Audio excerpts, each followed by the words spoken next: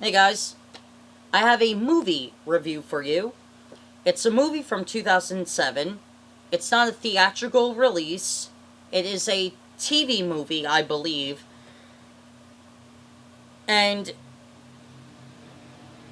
I really like it.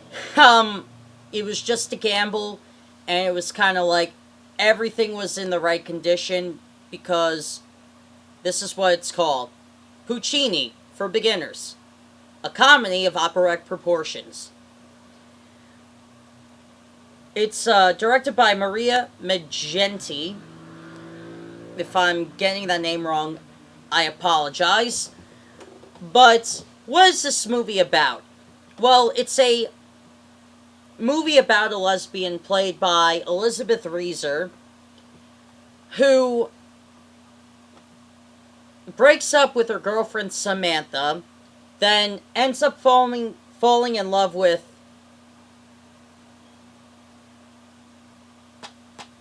Philip, played by Justin Kirk, and Grace, played by Gretchen Mull.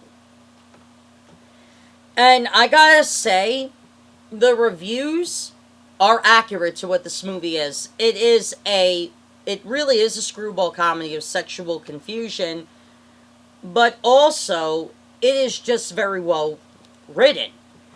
So, let me go into detail about this movie. What I like about this movie is that it isn't your stereotypical lesbian movie. It isn't your stereotypical lesbian movie where every single part of the dialogue is men are trash, blah blah blah, bippity boppity boo. Of course, there's a couple of lines in the movie where one of the straight characters says men are dogs, which wouldn't fly by today's audiences because, sexism. Keep in mind, it's just a movie. Most likely, the actress who had to say those lines doesn't really think men are dogs. So, that being said, I really do think, though, that this was extremely well written. I already said that, but I can't praise enough how well this movie is written. It has a lot of Woody Allen vibes to it, which I really do enjoy. It does have some operatic scenes in it. It does have a lot of opera references to it. And the movie is written out like a Puccini opera, like any opera in general, uh, but mainly Puccini. Puccini operas, for those of you who don't follow opera, the prologue is Act 1.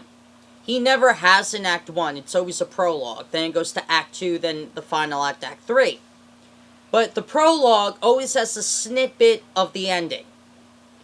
Then it starts at the beginning.